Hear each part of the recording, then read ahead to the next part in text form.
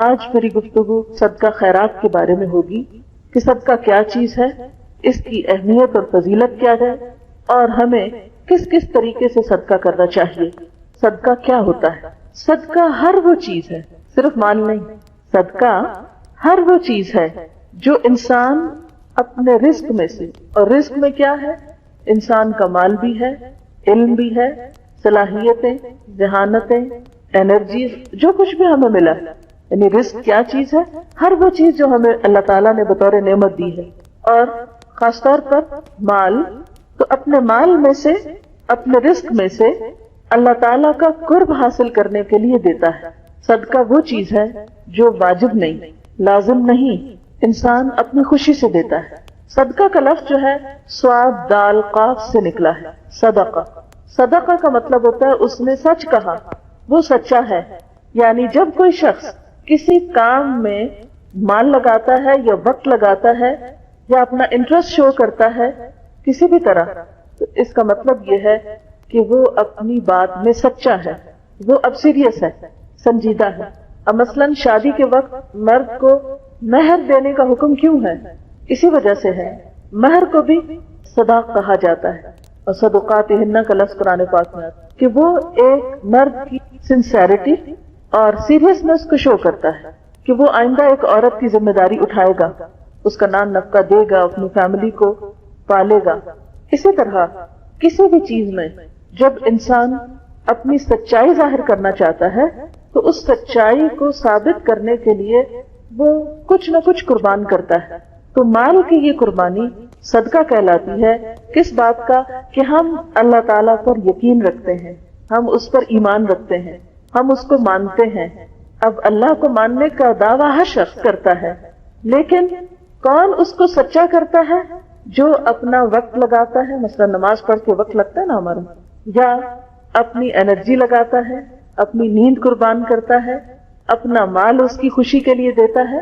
تو جو شخص اپنا مال اللہ تعالیٰ کی خوشی کے لیے دیتا ہے، اس کا مطلب ہے کہ وہ اپنی اس بات میں سچا ہے کہ میں اللہ تعالیٰ کو مانتا ہوں کہ وہ دیکھتا ہے، وہ مجھے جزا دے گا، اور وہ سمجھتا ہے کہ میری خرچ کی ہوئی کوئی چیز بالکل نقصان اور خسارے میں نہیں، اس کا ریٹرن ضرور مجھے ملنا ہے۔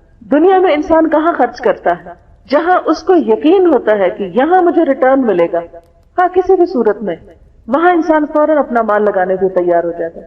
اسی طرح جس بندے کے دل میں یہ بات جڑ پکڑ جائے، جو بندہ اللہ تعالیٰ کے وعدے کو سچا سمجھے کہ میں تمہیں تمہارا دیا ہوا واپس کروں گا، اور 1 گنا نہیں 700 گنا اور اس سے بھی بڑھ کر ریٹرن دوں گا، تو جو اللہ تعالیٰ کی اس بات کو جتنا سچا سمجھتا ہے اتنا خوشی کے ساتھ اپنا آپ، اپنا مال، اپنے اولاد، اپنا سب کچھ اللہ کی خوشی کے لیے اللہ کے راستے میں لگاتا ہے۔ اور جو شخص شک میں ہوتا ہے اور جس کو یہ خوف ہوتا ہے کہ ہائے میرا مال چلا گیا تو پھر پتہ نہیں بنے گا کیا، ایسا شخص جو تذبذب میں ہے، جو شک میں ہے، جس کا ایمان کمزور ہے، وہ پھر صدقہ نہیں کر سکتا خوشی سے۔ کرتا بھی ہے تو صرف اس وقت جب کوئی مصیبت آتی ہے، اور اس کو کیا ہوتا ہے کہ صدقہ کر رہا تھا کہ یہ ہٹ جائے، بس اس کا صرف اتنا انٹرسٹ ہے کہ وہ وقتی مصیبتوں کو ہٹانا چاہتا ہے، لیکن اس کو وہ بڑا دن بھولا ہوا ہے جو بڑی آفت کا دن ہے، جس کا علاج اور جس کا مداوع ہمیں آج کرنا ہے، اس دنیا میں کر کے جانا ہے۔ کیونکہ اس دن اللہ تعالیٰ کیا فرماتے ہیں؟ یوم لا ينفع مال ولا بنون، اس دن تو نہ مال نے کام آنا نہ بیٹوں نے کام آنا۔ وہاں تو یہ کرنسی نہیں چلے گی مال اور بیٹے کی جو دنیا میں ہے، انسان کو فائدہ دیتی ہے۔ اسی طرح اللہ تعالیٰ ایک اور جگہ پر فرماتے ہیں تم اس سے پہلے اپنا مال خرچ کرو کہ تم پر وہ دن آ جائے کہ جس دن نہ دوستی کام آئے گی، نہ تجارت، نہ کوئی بدلہ، کوئی کسی کو فائدہ نہ پہنچائے گا۔ تو ہم دیکھتے ہیں کہ اسلام میں صدقے کا تصور بہت وسیع ہے۔ یہ صرف مال دینے کی حد تک محدود نہیں، بلکہ اچھی بات اور مسکرانے کو بھی صدقہ قرار دیا، کیونکہ اچھی بات بھی انسان اپنے دل سے کسی کو کچھ دے رہا ہوتا ہے۔ انسان مسکرانے پہ اپنا ایک شعور یا اپنا کانشیس استعمال کر کے دوسرے کو خوش کر رہا ہوتا ہے۔ تو کوئی چیز جو دوسری انسانیت کو فائدہ دے، اب صدقے کا ایک اور طرح مفہوم سمجھیے کہ ہر وہ چیز ہماری جو کسی کو کسی طرح بھی فائدہ دے، ڈائریکٹلی یا انڈائریکٹلی، وہ سب ہماری طرف سے صدقہ شمار ہوتا ہے۔ مثلاً ہم مسکرا رہے ہیں، کسی کا دل خوش ہو رہا ہے تو وہ ہمارے حصے میں صدقہ لکھا جا رہا ہے۔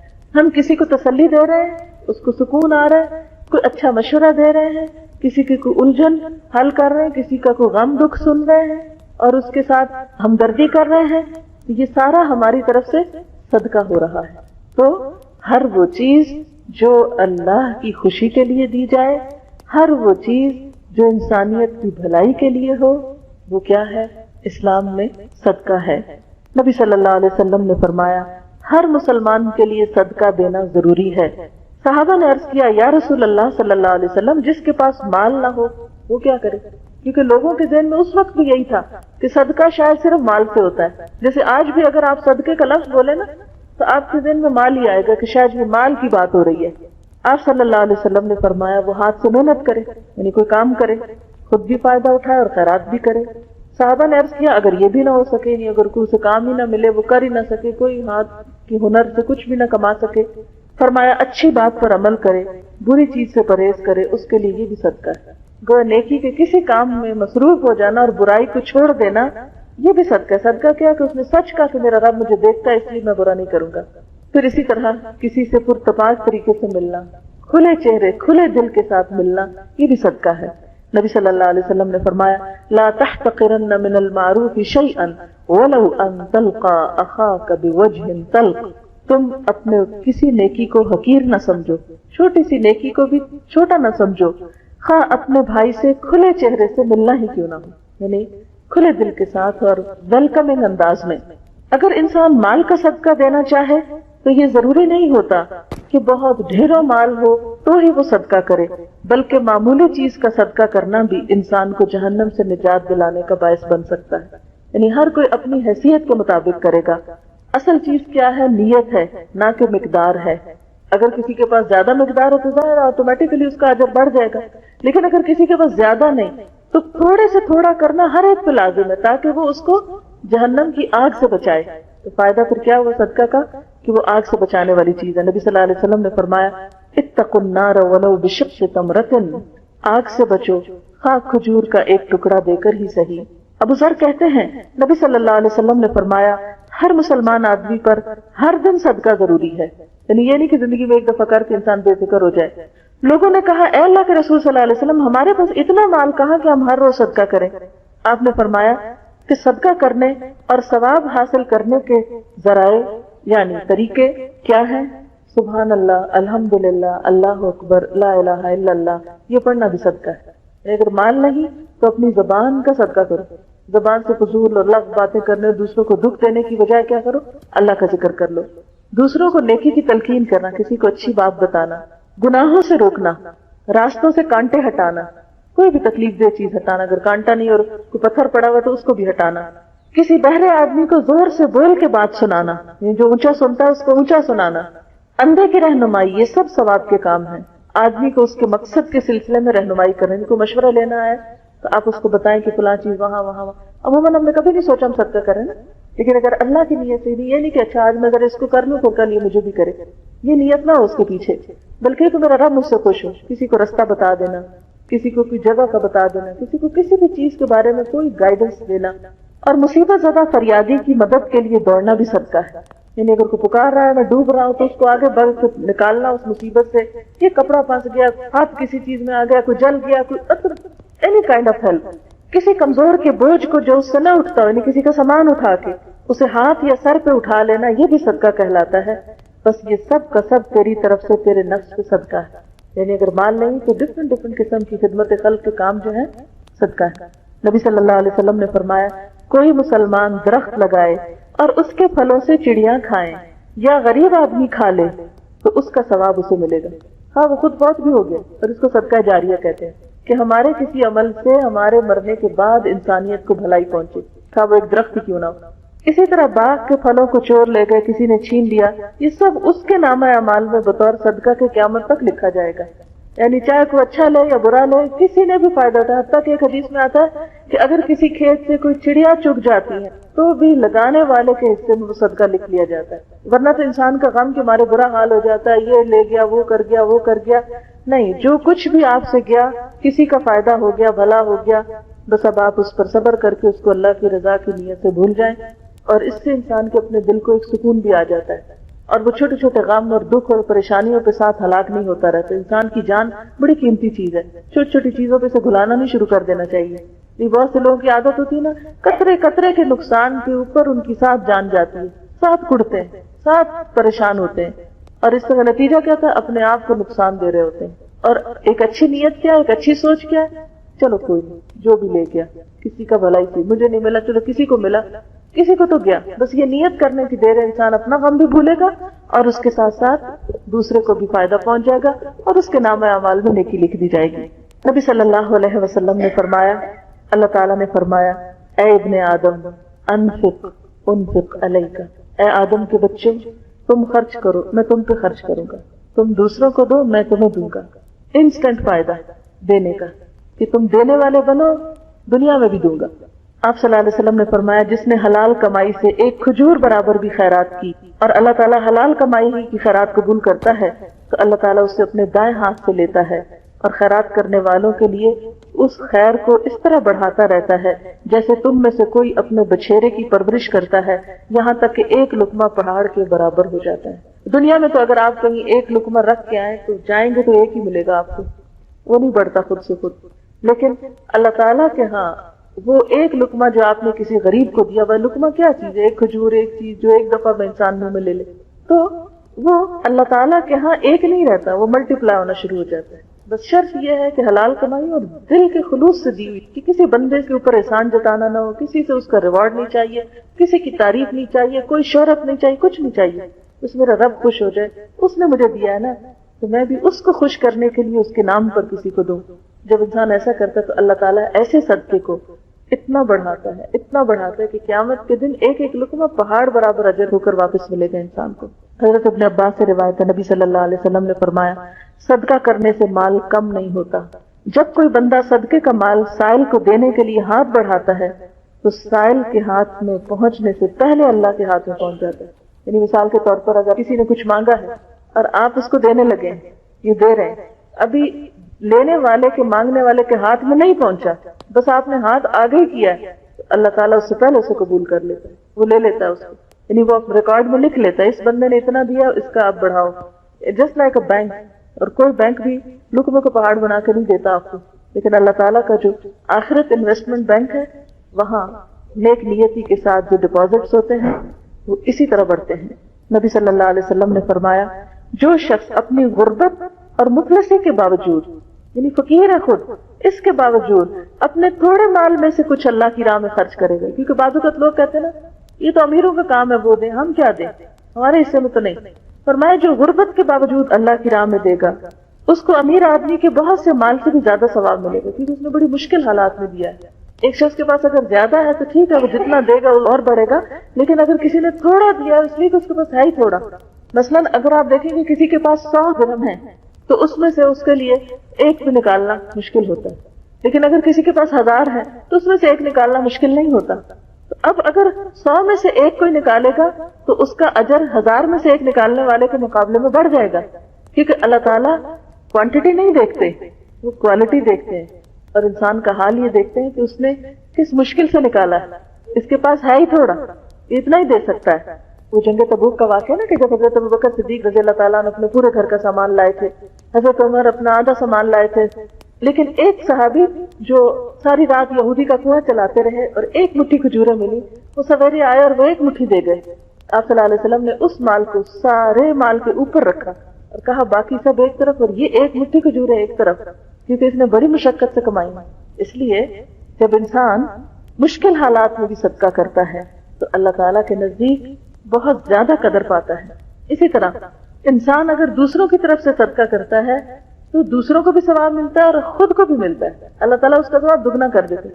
مثلاً آپ صدقہ دے رہے ہیں, ساتھ نیت کر رہے ہیں اللہ میری ماں کو بھی ثواب پہنچے, اللہ میرے والدین کو پہنچے, میرے سارے فوت شدہ رشتے داروں کو پہنچے, یا ایون زندہ کو بھی آپ کہہ سکتے ہیں, میرے بچوں کی طرف سے بھی دیتے ہیں, ان کو بھی مل جائے گا. اللہ کے خزانے بہت وسیع ہیں نا, وہ ہماری طرف تھوڑی ہے کہ گن گن کے دے, نہیں تم نے اتنا دیا تھا بس اس کو مل سکتا ہے, اس سے آگے نہیں, اب اتنے زیادہ اتنا نہیں میں دے سکتا. وہ تو زمین و آسمان کا بادشاہ ہے, اس کے لیے کچھ مشکل ہے.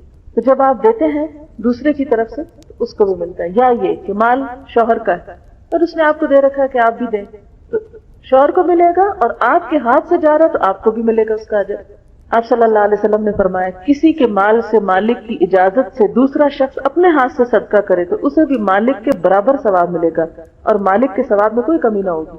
مثلاً آپ اپنی کسی بہن کے گھر میں ہیں یا بھائی کے گھر میں ہیں یا پیرنٹس کے گھر میں ہیں, کوئی فقیر آ جاتا ہے, اب آپ نے اٹھا کے فقیر کے ہاتھ میں دیا تو جتنا مالک کو ثواب ملا آپ کے ہاتھ کے دینے کی وجہ سے اتنا ہی آپ کو بھی ساتھ مل گیا.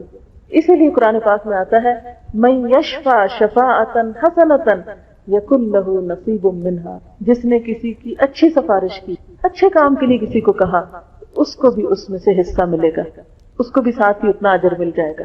اسی لیے حضور صلی اللہ علیہ وسلم کا ایک بڑا دلچسپ طریقہ تھا. آپ مجلس میں جیسے بیٹھے ہوتے تھے, سیکھ سکھا رہے ہوتے تھے, تو کوئی اگر آتا تھا آپ سے کچھ اپنی حاجت لے کے کچھ مانگنے کے لیے, تو آپ صلی اللہ علیہ وسلم صحابہ سے کہتے تھے تم اس کی سفارش کرو, پھر اللہ نے جو دلوانا ہوگا مجھ سے میں دوں گا, تم سفارش کرو. کیوں؟ تاکہ تم محروم نہ رہ جاؤ, تمہیں بھی اجر مل جائے, تمہیں یہ کہنے کا اجر مل جائے گا کہ اللہ کے رسول صلی اللہ علیہ وسلم اس کو فلاں چیز دے دے. اس سے آپ صلی اللہ علیہ وسلم کا ایک اور اتنا پیارا طریقہ سامنے آتا ہے کہ آپ سب کو ساتھ لے کے چلتے ہیں. ورنہ آپ یہ بھی تو کر سکتے تھے ٹھیک ہے مجھ سے مانگا میں دے رہا ہوں بس ختم. نہیں, صحابہ پاس بیٹھے ان کو کہا اچھا تم بھی کہو, ان کو نیکی کمانے کا چانس دیتے ہیں. اسی لیے آپ کو وَكَانَ بِالْمُؤْمِنِينَ رحیم کہا گیا نا کہ آپ مومنوں کو بہت مہربان تھے, ان کو نیکی کمانے کے موقع دیتے تھے. یہ بھی کسی کی مہربانی ہوتی ہے کہ وہ ہمارا دھیان کرائے اس چیز کی طرف کہ دیکھو یہ کر لو. بعض اوقات کیا ہوتا ہے ہم کچھ کرنے لگتے ہیں تو لوگ کہتے ہیں نہیں کوئی ضرورت نہیں کرنے, الٹا ہمیں کٹ ڈاؤن کرتے ہیں, وہ کام نہیں کرنے دیتے. اور عام طور پر صدقہ خیرات میں کوئی نہ کوئی بیچ میں آ کے رکاوٹ بنتے ہیں. آپ مشورہ کریں نا شوہر سے, آپ مشورہ کریں بھائی سے, وہ کہے کہ تم پاگل ہو گئی, نہیں کرنے دیتے. حالانکہ ایک دوسرے کو نیکی کے کاموں پہ انکریج کرنا چاہیے. ہاں یہ الگ بات ہے کہ ہر چیز ایک لمٹ کے اندر ہونی چاہیے. حضرت ابو ذر سے روایت ہے کہ میں نبی صلی اللہ علیہ وسلم کے ساتھ مدینے کی سنگریزے یعنی ہارڈ زمین پہ چل رہا تھا, بہت پہاڑ ہمارے سامنے آ گیا. آپ نے فرمایا ابو ذر, میں نے کہا لبیک یا رسول اللہ صلی اللہ علیہ وسلم. آپ نے ارشاد فرمایا مجھے یہ بات پسند نہیں کہ میرے پاس احد پہاڑ کے برابر سونا ہو, پھر مجھ پہ 3 دن ایسے گزرے کہ ان میں سے 1 دینار میرے پاس موجود. اتنا بڑا دل تھا. اگر مجھے احد جتنا سونا مل جائے تو میں 3 دن سے پہلے اسے اللہ کے راستے میں دے دوں. ہاں صرف اتنا جسے میں قرض کی ادائیگی کے لیے سنبھال کر رکھ لوں, بچاؤں گا تو صرف قرضہ ادا کرنے کے لیے, مگر میں اسے اللہ کے بندوں میں اس طرح اور اس طرح اور اس طرح تقسیم کروں, یعنی خوب خوب دوں. اپنے دائیں اپنے بائیں اپنے پیچھے کی طرف آپ نے اشارہ فرمایا. پھر آپ آگے چلے, پھر فرمایا زیادہ مال و دولت والے وہی قیامت کے دن بہت کم ہوں گے یعنی اجر و ثواب میں, مگر وہ لوگ جو مال کو اس طرح اور اس طرح اپنے دائیں اپنے بائیں اور اپنے پیچھے خرچ کریں, اور ایسے لوگ بہت کم ہیں. یعنی قیامت کے دن ان کا اجر و ثواب نہیں ہوگا الا یہ کہ وہ دنیا میں اس سے نیکی کما لیں. میں ایک مندر کو بھی تو انہوں نے ہمیں ایکسپلین کیا کہ یہ مندر بنا کیسے نا. میں زیادہ انٹرسٹڈ تھی کہ وہ مجھے اپنے ریچولز کے بارے میں بتائیں, وہ انٹرسٹڈ تھے کہ ہم مندر کے بارے میں بتائیں پہلے. تو میں نے کہا کہ ٹھیک ہے آپ بتائیں. وہ بالکل انٹرسٹ سے انہوں نے شروع کیا کہ کس طرح یہ بنا. پتھر کا بتایا سارا کہ سارا راجستھان سے آیا ہے کیونکہ وہاں کا پتھر کارونگ کے لیے بہت اچھا ہے, سب وہاں سے امپورٹ کیا گیا. پھر ہم اندر آئے تو بتایا کہ یہ جو ساری اندر کی کارونگ ہے دنیا کا سب سے بڑا مندر ہے جس کی اندر جو ہے یہ سب لکڑی لگی ہوئی ہے نا, اور لکڑی بھی گنڈا کی مہاگنی. اور پھر بتایا کہ یہ ساری لکڑی ممباسا پورٹ سے گجرات میں ایکسپورٹ ہوئی, پہلے وہاں بھیجی گئی, اور وہاں پر 250 پیپل نے اس کے اوپر کام کیا دن رات, اور 1 سال میں اس کو تیار کیا. پھر جگسا پیسز کی طرح وہ سارا کچھ یہاں لائے اور اس کو سارے کو یہاں جوڑا گیا. اور یہ جتنی لکڑی ہے یہ صرف ایک شخص نے ڈونیٹ کی. تو میں سوچ رہی تھی کہ ہم مسلمانوں کے ہاں وہ دل نہیں, حالانکہ اللہ نے ہمارے لیے وعدہ کر رکھا ہے کہ کل تمہیں کئی گنا بڑھا کے دوں گا, وہ عالیشان جنتوں کی شکل میں. لیکن ان بیچاروں کو یہاں خرچ کرنے کے بعد کل پتہ نہیں کیا ہوتا ہے کیا نہیں ہوتا. لیکن اس کے باوجود بھی اپنے دین کی اپنے دھرم کی حفاظت کے لیے, اس کی شان و شوکت کے لیے, اور اندر کوئی لائبریری نہیں, کوئی علمی چیز نہیں, صرف یہ ہے کہ بت وغیرہ رکھے ہوئے ہیں اور لوگ آ رہے ہیں جا رہے ہیں جو بھی اپنی عبادت ہے کر رہے ہیں. اتنی مہنگی بلڈنگ کو اور اتنی خوبصورت بلڈنگ کو میں دیکھ کے سوچ رہی تھی کہ اس کا یوز کیا ہے, what's the use of it. اگر اتنی بڑی لکڑی لگی ہوئی بھی ہے سوائے اس کے ایک شان و شوکت ہے, اس کے علاوہ تو اس کا مصرف نہیں ہے. اسی لیے اسلام میں سادی مسجدیں بنانے کا کہا گیا ہے, اور باقی پیسہ جو ہے وہ انسانیت کی بھلائی کے ایسے کاموں میں لگے کہ جس سے زیادہ سے زیادہ اللہ کی بات دوسروں تک پہنچے. پھر آپ دیکھیں کہ نبی صلی اللہ علیہ وسلم نے فرمایا انسان کہتا ہے میرا مال, حالانکہ اے انسان تیرا مال وہ ہے جو تو نے کھا کر ختم کر دیا یا پہن کے پرانا کر دیا یا صدقہ کر کے آگے بھیج دیا، یعنی اپنے آگے جانے سے پہلے اس کو آگے بھیج دیا۔ اب جسے ہم دنیا میں کیا کرتے ہیں، بعض اوقات ہمیں اگر کہیں جا کر رہنا ہے تو ہم اس کے لیے، کئی لوگ جیسے پاکستان سے باہر کام کرتے ہیں پھر واپس اپنے ملکوں میں جاتے ہیں، تو ساری زندگی کام کرتے ہیں اور جو پیسہ ہوتا ہے وہ اپنے ملک میں ٹرانسفر کرتے رہتے ہیں، پھر وہاں جا کے گھر بناتے ہیں، رہتے ہیں۔ تو میں جب بھی ایسی کوئی بات سنتی ہوں تو ہمیشہ مجھے آخرت یاد آتی ہے کہ بالکل اسی طرح ہمیں آخرت میں بھی ایک گھر چاہیے، وہاں بھی زندگی کی ضروریات چاہیے، کیونکہ ہمیشہ کی زندگی شروع ہوگی۔ تو کچھ ایسے خوش نصیب ہیں کہ وہ اپنی آخرت کے لیے ٹرانسفر کرتے رہتے ہیں کہ جب وہاں پہنچیں گے تو وہاں جا کر یہ سب کچھ استعمال کریں گے جو کبھی ختم نہیں ہوگا۔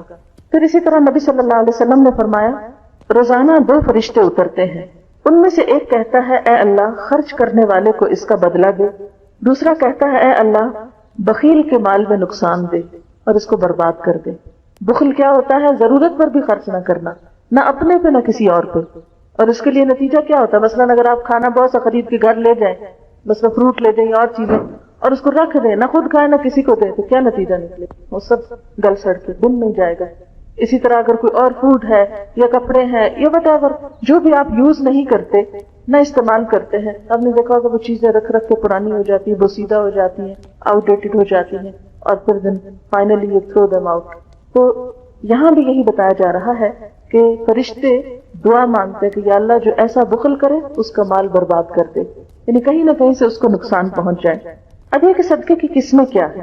صدقے کی 2 بڑی قسمیں ہیں، ایک ظاہر کر کے دینا اور ایک چھپا کے دینا۔ پھر کچھ اور طرح بھی صدقے کی قسمیں جیسے نفلی اور فرضی۔ نفلی میں کیا آتا ہے کہ آپ کے اوپر لازم نہیں، واجب نہیں، جب آپ کا جو دل چاہے کرے، لیکن فرضی کیا ہے؟ جیسے زکوٰۃ ہے، جیسے عشر ہے، جیسے کفارہ ہوتا ہے یا نظر ہوتی ہے، یہ فرض میں آ جاتا ہے۔ قرآن پاک میں اللہ تعالیٰ فرماتے ہیں ان تبدوا الصدقات فنعما ہی، اگر تم ظاہر کر کے بھی صدقہ دو تو کتنا اچھا ہے وہ بھی، یعنی دکھاوا کر کے نہیں، اس کا مطلب یہ کہ سب کے سامنے بھی دے سکتے ہو۔ وائے؟ اس لیے کہ دوسروں کو بھی شوق آئے گا۔ بعض اوقات ہمیں خود نہیں خیال آتا، جب کوئی کرتے تو ہم کہتے ہیں ہم کے پیچھے رہ گئے، ہم بھی کر لیں، تو ہمیں دیکھ کے کوئی اور کرے گا تو اس کا کیا ہوگا؟ ان سب کا اجر بھی ہمیں ملے گا، کیونکہ ہم نے پہل کی، کہتے ہیں نا پانی کا پہلا قطرہ۔ اور ان تخفوها، اور اگر تم اسے چھپا کے دو، وتؤتوها الفقراء، اور اس کو فقراء کو دو، فهو خیر لکم، تو وہ بھی تمہارے لیے اچھا ہے، ویکفر عنکم من سیئاتکم، اور تمہاری بعض خطائیں گناہ تم سے دور کر دے گا۔ گویا صدقہ جو ہے وہ گناہوں کو دور کرنے کا ذریعہ بنتا ہے، جیسے بلاؤں کو دور کرنے کا ذریعہ بنتا ہے۔ اچھا، دوسری آیت میں پتہ چلتا ہے الذین ينفقون اموالهم باللیل والنہار سرا وعلانیۃ فلہم اجرہم عند ربہم ولا خوف علیہم ولا ہم یحزنون، جو لوگ دن اور رات کھلے اور چھپے اپنے مال خرچ کرتے ہیں تو ان کے لیے ان کے رب کے پاس اجر ہے، ان پر نہ کوئی خوف ہوگا نہ وہ غمگین ہوں گے۔ دن اور رات کا فرق کیا ہے؟ دن کو تو نظر آتی چیز رات کو چھپ جاتی ہے، اور پھر چھپا کے اور دکھا کے دونوں طرح۔ جب ہم قرآن پاک کی اور احادیث کی مختلف چیزوں کو پڑھتے ہیں تو پتہ یہ چلتا ہے کہ وہ مال جو آپ کسی انسان کو دیتے ہیں اسے چھپا کے دینا چاہیے، کیونکہ یہ کہا گیا نا اگر تم اس کو چھپاؤ اور فقراء کو دو، تو مراد اس سے کیا ہے کہ جب کسی ضرورت مند کو دو تو چھپا کر دو، کیوں؟ تاکہ اس کی عزت نفس کو نقصان نہ ہو۔ لیکن جب کسی پرسن کو نہیں دے رہے، کسی کاز کو دے رہے ہیں، مثلا مسجد بنانے کے لیے دے رہے ہیں، یا کسی مثلا جہاد فی سبیل اللہ میں دے رہے ہیں، یا کسی بھی چیریٹی کے کام میں جو کسی ایک شخص کے نام نہیں ہے بلکہ کیا ہے، ایک اوپن چیز ہے، تو اس میں اگر انسان دکھا کے دے تو وہ زیادہ بہتر ہے تاکہ اوروں کو بھی شوق آئے۔ نمبر 2، زکوٰۃ انسان بے شک دکھا کے دے، لیکن جو نفلی صدقہ ہے وہ چھپا کر دے۔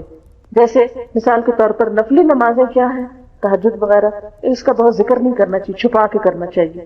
اسی لیے نبی صلی اللہ علیہ وسلم نفل گھر پہ پڑھنا پسند کرتے تھے اور فرض نمازیں مسجد میں پڑھتے تھے۔ تو فرض جیسے زکوٰۃ نظر وغیرہ ہے یہ دکھا کے، اور نفل چھپا کے، کیونکہ وہ انسان کہتے ہیں نا کہ دایاں ہاتھ اس طرح دے کہ بائیں کو پتہ نہ چلے، ایسا شخص اللہ تعالیٰ کے عرش کے سائے تلے ہوگا قیامت کے دن۔ اللہ تعالیٰ بھی اس کو اپنی پروٹیکشن میں لے گے قیامت کے دن، کیونکہ دنیا میں وہ دوسروں کے لیے پروٹیکشن کا سبب بنا تھا۔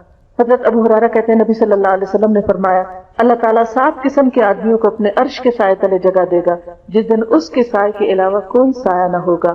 نمبر 1 انصاف کرنے والا حاکم، نمبر 2 وہ نوجوان جس نے جوانی عبادت میں گزاری، نمبر 3 وہ شخص جس کا دل مسجد میں لگا رہتا ہے، یعنی اس کو مسجد سے محبت ہے۔ آج جو ٹیمپل میں گئی تو چھوٹے چھوٹے کچھ بچے بھی تھے جو کچھ پڑھ رہے تھے، تو میں نے پوچھا کہ یہ کون ہے، تو کہنے لگے کہ ان کی ہالیڈیز ہیں اور یہ والنٹیئر کرتے ہیں۔ یہ میں نے کہا ہمارے بچے تو مسجد میں والنٹیئر کرنے نہیں جاتے، نہ کوئی صفائی کرنے جاتے ہیں، نہ کوئی اور خدمت کرنے جاتے ہیں، نہ کوئی کام کرنے جاتے ہیں۔ ہمیں وقت ہی نہیں کہ ہم وہاں بھی کسی وقت لے جائیں، اور بچوں وہاں چلیں، چل کے تو اللہ کے گھر کو صاف کر کے آئیں، تھوڑا سا ہم بھی اپنا حصہ ڈال کے آئیں، مینولی کچھ کر کے آئیں۔ صرف پیسہ ہی دے دینا کوئی بات نہیں ہوتی، اپنی جان بھی تو کبھی دینی چاہیے، اپنا آپ بھی تو کبھی لگانا چاہیے۔ پھر اسی طرح وہ دو شخص جنہوں نے اللہ کی خاطر محبت کی، اللہ کی خاطر ہی مل بیٹھے اور اللہ ہی کی خاطر جدا ہوئے، یعنی جن لوگوں کی محبت اور دوستی صرف اللہ کی خاطر ہے، دنیا کا کوئی لالچ اور غرض بیچ میں نہ ہو، تو وہ دو لوگ جنہوں نے اللہ کی خاطر محبت کی، اللہ کی خاطر مل کے بیٹھے، اللہ کی خاطر جدا ہوئے، ایسے لوگ بھی قیامت کے دن اللہ کے سائے تلے ہوں گے۔ کیونکہ دنیا میں عموماً دوستیاں اور تعلقات مفادات کے لیے ہوتے ہیں، عموماً کانٹیکٹ کیوں بڑھاتے ہیں لوگ کہ کوئی فائدے اٹھائیں۔ جو شخص اس لالچ کے بغیر کانٹیکٹ رکھتا ہے کسی سے، صرف اللہ کی محبت میں کہ کسی کے پاس بیٹھ کر میں اللہ کو یاد کر سکتا ہوں، اللہ کی محبت میرے اندر اضافہ ہوتی، دنیا کی کوئی غرض اور لالچ اس کے پیچھے نہیں ہے، تو ایسا شخص جو ہے وہ بھی قیامت کے دن اللہ کے عرش کے سائے تلے ہوگا۔ نمبر 5 وہ مرد جسے کسی مرتبے والی حسین و جمیل عورت نے بدکاری کے لیے بلایا اور اس نے کہا میں اللہ سے ڈرتا ہوں، یعنی کسی عورت نے اپنا آپ آفر کیا لیکن اس نے انکار کر دیا۔ نمبر 6 وہ شخص جس نے اللہ کی راہ میں یوں چھپا کے صدقہ دیا کہ دائیں ہاتھ نے جو دیا بائیں کو پتہ بھی نہ چلا۔ اور نمبر 7 وہ شخص جس نے تنہائی میں اللہ کو یاد کیا پھر اس کی آنکھوں سے آنسو بہنے کی، یعنی اس میں کوئی دکھاوا نہیں ہوتا نا، جب آپ اکیلے بیٹھ کے اللہ کو یاد کر کے روئیں کہ اللہ تو مجھ کو معاف کر دے، یا آخرت کے ڈر سے یہ ہوتا ہے، اور اللہ کی عظمت سے یہ شکرانے کے آنسو۔ ہمارے آنسو عام طور پر کب ہوتے ہیں؟ جب ہمیں کوئی غم یا دکھ ہوتا ہے، دنیا کی کوئی پریشانی تھی پھر ہم ضرور روتے ہیں، آخرت کی پریشانی کے لیے دنیا میں کوئی نہیں روتے ہم، یا اللہ کی نعمتیں جو ہم کو ملی ہیں اس کے شکرانے کے طور پر نہیں روتے۔ حضرت انس بن مالک کہتے ہیں نبی صلی اللہ علیہ وسلم نے فرمایا جب اللہ نے زمین کو پیدا کیا تو وہ ہچکولے کھا رہی تھی، ہل جل رہی، پھر اللہ نے پہاڑ اس پہ پیدا کیے، اس کو تھاما، یعنی پہاڑوں کا وزن ڈال کر اس کو بیلنس کیا، چنانچہ وہ ٹھہر گئی۔ فرشتوں نے دیکھا کہ پہاڑ اتنی مضبوط چیز ہے، بڑے حیران ہوئے، پوچھنے لگے اے اللہ تعالیٰ کیا پہاڑوں سے بھی سخت کوئی چیز ہے؟ اللہ تعالیٰ نے فرمایا جی ہاں لوہا۔ فرشتے کہنے لگے کوئی چیز لوہے سے بھی سخت ہے؟ فرمایا ہاں آگ، کیونکہ آگ لوہے کو پگھلا لیتی ہے۔ فرشتے کہنے لگے پروردگار کوئی چیز آگ سے بھی سخت ہے؟ فرمایا ہاں پانی، کیونکہ پانی آگ کو بجھا دیتا ہے۔ فرشتے کہنے لگے پروردگار کوئی چیز پانی سے بھی سخت ہے؟ فرمایا ہاں ہوا، کیونکہ ہوا جو ہے وہ پانی کو بھی لے جاتی ہے جیسے بادل۔ فرشتے کہنے لگے پروردگار کوئی چیز ہوا سے بھی سخت ہے؟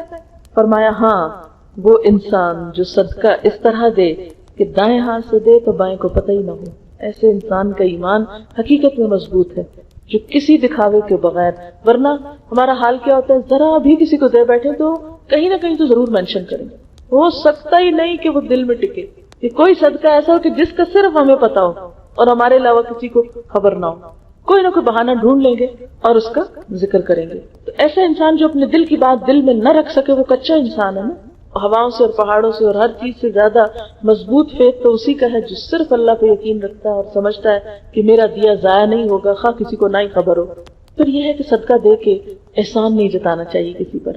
اللہ تعالیٰ فرماتے ہیں یا ایھا الذین آمنوا لا تبطلوا صدقاتکم بالمن والاذی، اے لوگو جو ایمان لائے ہو اپنے صدقوں کو احسان جتا کے اور دکھ دے کے ضائع نہ کرو۔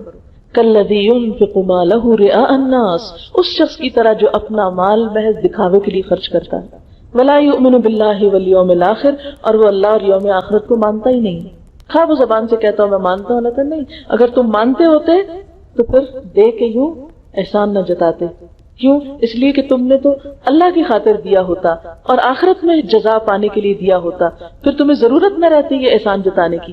نبی صلی اللہ علیہ وسلم نے فرمایا 3 قسم کے لوگ ایسے ہیں جن سے اللہ تعالیٰ قیامت کے دن بات بھی نہیں کرے گا، نہ ان کی طرف نظر رحمت سے دیکھے گا، نہ ان کو پاک کرے گا۔ نمبر 1 احسان جتانے والا شخص، دوسروں کو ٹارچر کرے، کچھ کر کے اس کے ساتھ پھر اس کو ذلیل کرے دوسروں۔ نمبر 2 تکبر کی وجہ سے تہمت نیچے لٹکانے والا، یعنی کپڑا اتنا پہنے کہ وہ زمین پہ لٹکا رہا اور کہ ہمیں نہیں پرواہ، ہمارے پاس بہت ہے، ہم زمین پہ بھی رول سکتے ہیں۔ یہ تکبر اللہ کو نہیں پسند، کیونکہ اللہ نے نعمتیں اس لیے نہیں دی۔ اور نمبر 3 جھوٹی قسم کھا کے اپنا مال بیچنے والا، نبی صلی اللہ علیہ وسلم نے فرمایا قیامت کے دن ایک شخص کو لایا جائے گا جس سے اللہ نے ہر قسم کے مال سے نوازا تھا.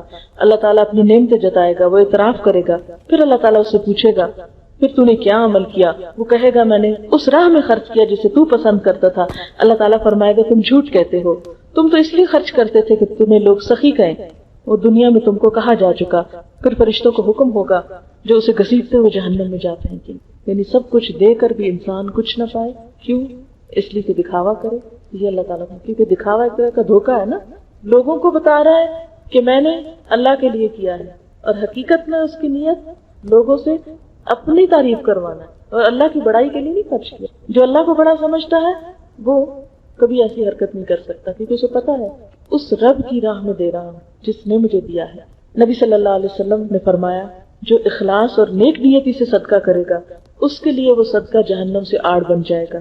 آپ نے فرمایا خرچ کرو اور گنو نہیں ورنہ اللہ تعالیٰ بھی تمہارے لیے گنے گا, روکو نہیں ورنہ اللہ تعالیٰ بھی تجھ سے مال کو روک دے گا, اور دے جتنا تجھ سے دیا جا سکے. یہ ہے کہ بعض اوقات جب آپ دیں تو دینے کے لیے چینج رکھا ہوا ہے کچھ تو اٹھایا اور دے دیا, ہر وہ گن گن کے چھوٹا چھوٹا چیز. ایسا نہیں کرنا چاہیے, کیونکہ اللہ تعالیٰ کو یہ چیز پسند کہ میں نے تو بے حساب نعمتیں دی ہیں, میرے راستے میں دینے لگا تو گننا شروع ہو گیا کتنا دے رہا ہوں. اور بعض اوقات انسان گنتا کیوں ہے؟ تاکہ بتا سکے. تو جس کو اللہ کو دینا ہے اس کو گننے کی ضرورت نہیں ہے. نبی صلی اللہ علیہ وسلم نے فرمایا اخلاص سے صدقہ کرنے والا عرش الہی کے سائے میں ہوگا. پھر یہ کہ صدقہ خیرات کرنے والوں کو فقر و فاقہ کا خوف نہ ہوگا. اللہ تعالیٰ فرماتے ہیں الشیطان یعدکم الفقر ویأمرکم بالفحشاء واللہ یعدکم مغفرۃ منہ وفضلا واللہ واسع علیم. شیطان تمہیں مفلسی سے ڈراتا ہے, وہ تمہیں بے حیائی کا حکم دیتا ہے, جبکہ اللہ تعالیٰ تمہیں اپنے فضل اور مغفرت کی امید دلاتا ہے, اور اللہ بڑی وسعت والا اور جاننے والا ہے. نبی صلی اللہ علیہ وسلم حضرت بلال کے پاس آئے, ان کے پاس کھجوروں کا ڈھیر تھا. آپ نے پوچھا بلال یہ کیا ہے؟ عرض کیا یہ ایک چیز ہے جس کو میں نے کل کے لیے جمع کیا. آپ نے فرمایا کیا تو اس سے نہیں ڈرتا کہ دوزخ کی آگ قیامت کے دن اس کا بخار بنے؟ بلال اس کو خرچ کرو اور عرش عظیم کے مالک سے افلاس اور فقر کا خوف نہ کرو. قرآن پاک میں اللہ تعالیٰ فرماتے ان ربی یبسط الرزق لمن یشاء من عبادہ ویقدر له وما انفقتم من شیء فهو یخلفه وهو خیر الرازقین. اللہ جس کے لیے رزق چاہتا ہے خوب وسیع کر دیتا ہے, بڑھا دیتا ہے, زیادہ سے زیادہ اس کو ملٹیپلائی کر دیتا ہے, اور جس کے لیے چاہتا ہے تنگ کر دیتا ہے. ان نون ریزن سے برکت اٹھتی جاتی ہے, انسان خوف میں مبتلا ہو جاتا ہے. اور فرمایا جو بھی چیز تم خرچ کرو گے اللہ تعالیٰ اس کے پیچھے اور لے آئے. تو وہ یخلف, اخلاق یخلف, اخلاق کہتے ہیں پیچھے اور لانا. تم آگے نکالتے جاؤ, پیچھے سے فریش اور تازہ اور نئی اور آتی چلی جائے گی, اور وہ بہترین رزق دینے والا. نبی صلی اللہ علیہ وسلم نے فرمایا, اور یہ بات آپ نے قسم کھا کے فرمائی, صدقہ کرنے سے مال کم نہیں. کیونکہ ہمارا خوف یہ ہوتا ہے نا کہ دے کے پھر ہمارے پاس کیا ہوتا ہے. ٹھیک ہے انسان اپنے لیے استعمال کرے, کیونکہ خود پہ خرچ کرنا بھی وہ بھی ایک ثواب ہے, بیوی بچوں پہ خرچ کرنا بھی ثواب ہے, لیکن جب اللہ کی راہ میں دینے لگے تو یہ نہ سوچے کہ ختم ہو جائے گا. فرمایا صدقہ کرنے سے مال کم نہیں ہوتا بلکہ اس میں برکت ہوتی ہے, مال بڑھتا ہے, اور کسی کے قصور کو معاف کرنے سے اللہ عزت بڑھا دے. یعنی اگر کسی نے ہمارے ساتھ کوئی زیادتی کی ہے, کوئی غلطی کی ہے, تو ہم اس کو معاف کر دیں یہ سوچ کے کہ اللہ تعالیٰ ہمیں بھی معاف کر دے. ایسے انسان کی عزت بڑھتی جائے. اور جو کوئی تواضع اختیار کرتا ہے اللہ تعالیٰ اس کو بلندی عطا کرتا ہے. جو جھک جاتا ہے اللہ اس کو بڑا کر دیتا ہے. آپ صلی اللہ علیہ وسلم نے فرمایا جو آدمی اپنے زائد مال میں سے دیتا ہے وہ لینے والے سے افضل نہیں جبکہ لینے والا محتاج ہو. نبی صلی اللہ علیہ وسلم نے فرمایا ایسے لوگوں کی طرف دیکھو جو تم سے کم تر ہوں, ان کی طرف مت دیکھو جو مال و دولت میں تم سے بڑھ کر ہوں. اس طرح زیادہ لائق ہے کہ تم اللہ کی ان نعمتوں کی ناقدری نہ کرو جو اس کی طرف سے تم پر آئے. کیونکہ انسان اگر اپنے سے بڑوں کو دیکھتا رہے گا تو دل میں حسرت اور غم اور افسوس آئے گا کہ ہمارے پاس کیوں نہیں, اور اس طرح جو ہے اس کے بارے میں بھول جائے گا, پھر شکر نہیں ادا کر سکے. اب یہ ہے کہ صدقہ خیرات کس کس چیز کا ہونا چاہیے. قرآن پاک میں اللہ تعالیٰ فرماتے ہیں کہ جو کچھ تم نے کمایا ہے, جو تم نے زمین سے نکالا ہے, اس میں سے اچھی چیزیں اللہ کی راہ میں خرچ کرو, اور کوئی ردی چیز دینے کا ارادہ مت کرو. حالانکہ وہی چیز اگر کوئی تمہیں دے تو تم اسے ہرگز قبول نہ کرو, الا یہ کہ تم چشم پوشی کر جاؤ. جان لو بے شک اللہ بے نیاز اور تعریف والا ہے. اس سے دو باتیں پتہ چلتی, ایک کے لیے کہ انسان کے ہاتھ کی کمائی, دوسرے کہ زمین میں کچھ اگا کے اس سے جو کچھ نکلتا ہے اس میں سے خرچ کرنا, اور پھر یہ ہے کہ اس میں سے ردی بیکار اور فالتو چیزیں جو ہیں ان کو صدقے کے نام پہ مت دو, بلکہ صدقہ اچھے مال میں سے کرو. کیوں ردی نہ دو؟ اس لیے کہ اگر تمہیں کوئی ردی دے تو تم کو کیسا لگے, تمہیں کوئی فضول بیکار چیز دے تو تمہیں کیا پسند آئے. نبی صلی اللہ علیہ وسلم نے فرمایا ان اللہ طیب لا يقبل الا طیبا، اللہ پاک ہے اور پاک ہی چیز قبول کرتا ہے۔ اصل میں یہ جو ہم دیتے ہیں نا کسی میں سے کسی ضرورت مند کو، فقیر کو، کسی بھی کام میں، تو ہم سمجھتے ہیں ہم اس کو دے رہے ہیں، وہ حقیقت میں اس کو نہیں دے رہے ہوتے، وہ اللہ کو دے رہے ہوتے ہیں۔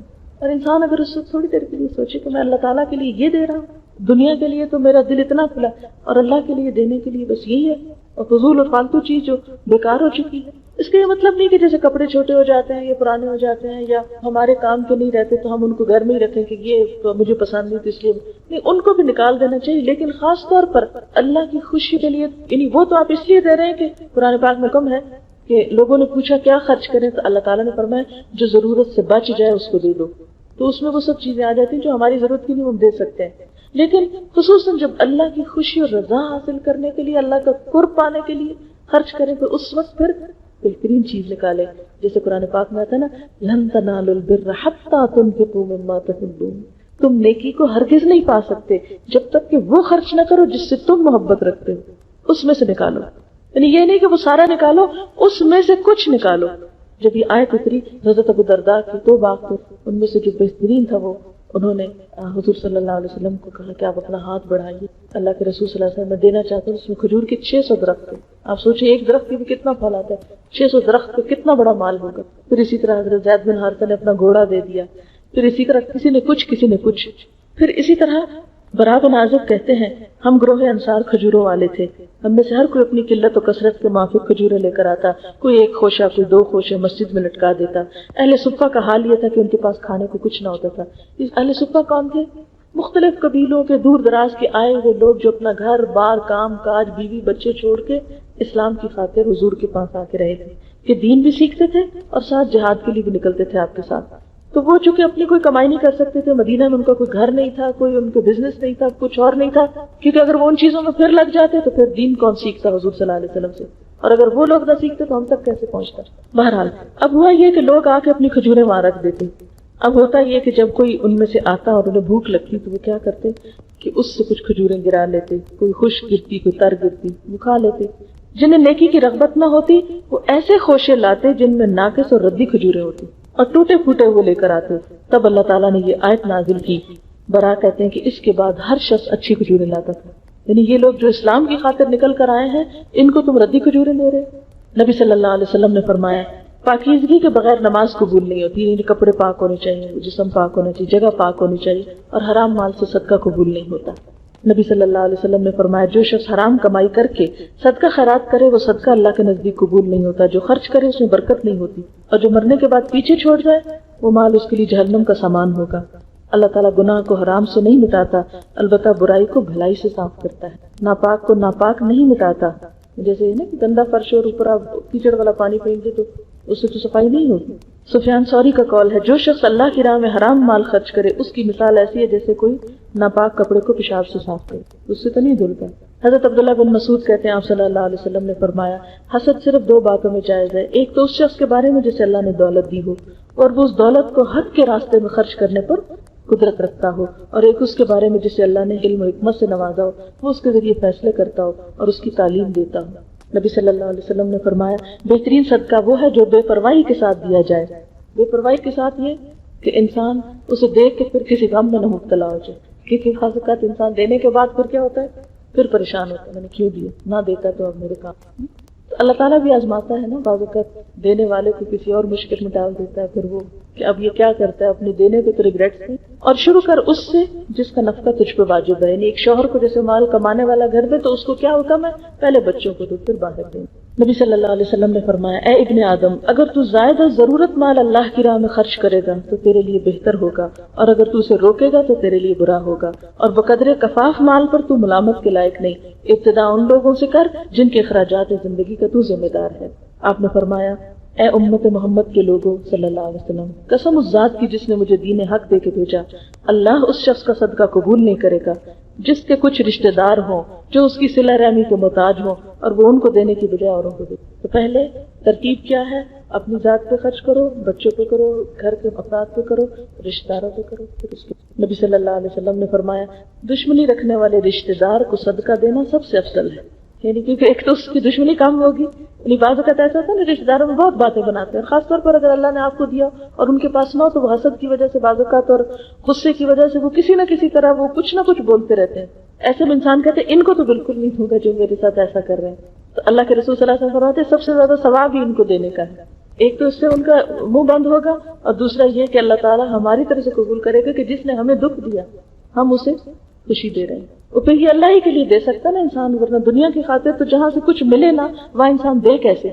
اسی طرح صلی اللہ علیہ وسلم نے فرمایا اجر و ثواب کے لحاظ سے بڑا ہوا دینار وہ ہے جو آدمی اپنے بال بچوں پہ اور زیر کفالت لوگوں پہ خرچ کرتا ہے، اور وہ دینار بھی جو مجاہد اپنے گھوڑے پہ صرف کرتا ہے اور اس پر سوار ہو کر جہاد کرتا ہے، اور وہ دینار جو انسان اپنے مجاہد ساتھیوں پہ خرچ کرتا ہے. یعنی ایک شخص دین کے لیے نکلا ہے اور اپنی سواری دے کر نکلا ہے، یا یہ کہ اس کے ساتھ اور نکلے ہیں تو وہ اپنے پہ بھی خرچ کر رہا ہے اور ان پہ بھی خرچ کر رہا ہے. اس میں مجھے عبداللہ بن مبارک کا واقعہ یاد آ رہا ہے. انہوں نے اپنے سال کو 3 حصوں میں بانٹا ہوا تھا. بہت مجھے ان کی زندگی آئیڈیل لگتی ہے.